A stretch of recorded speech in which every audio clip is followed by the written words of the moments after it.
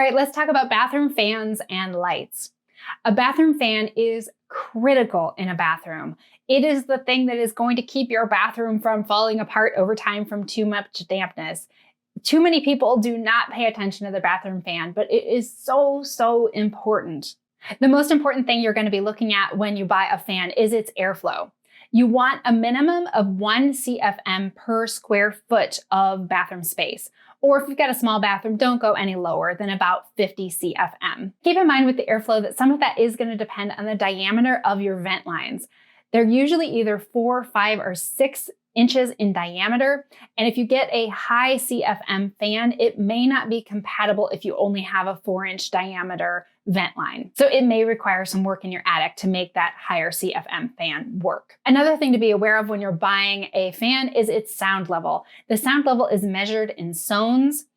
A fan with a 1 zone or less noise level is very quiet.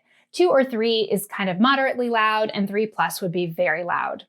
Some people actually prefer not to have a super quiet one because the very quiet ones are actually, you can't even hear them running. They're that quiet. So it can be a little bit unnerving to not know if it's running or not. When you're looking at installing a new fan, make sure you are paying attention to what is going on with the venting in your attic or outside.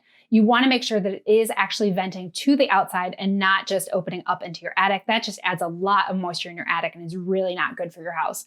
If you do need help with the venting on a fan, an HVAC person is who you want to call. A lot of people don't realize that that is something they do, but HVAC actually stands for heating, ventilation, and air conditioning. The ventilation, that's what they're talking about, and that includes things like bathroom fans. So if you need a new line run to the outside and you need help with it, an HVAC person is who you might call. Besides the airflow and the sound level on the fan, there are other options available that you might want to think about.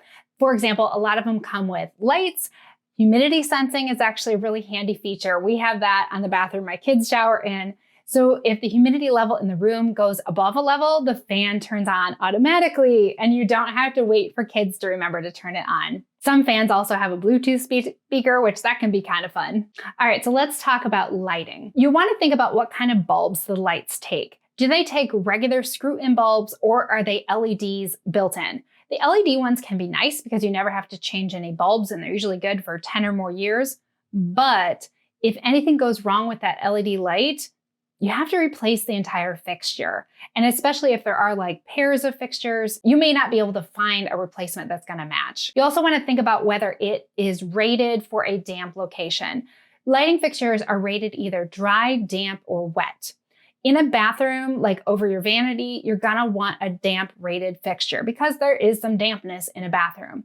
You only need a wet rated fixture if it is going to be in a truly wet area. Like if it is inside the shower, you must have a wet rated fixture, but damp rated is good enough for the rest of the bathroom. Let's look at some of the types of lights in a bathroom. A vanity light is the type that hangs over the mirror. So those are kind of what you think of as your typical bathroom light. Pendants are also popular in bathrooms, as are sconces that hang next to the mirrors. A lot of bathrooms also have ceiling lights.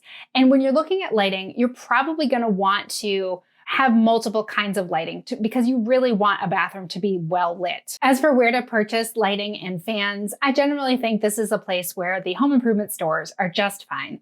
You can certainly spend more and get higher quality lights through a lighting store, but I feel like this is one of those areas where it's okay to save a little money because you're not going to be touching them every day. As long as they look nice, they're doing the job.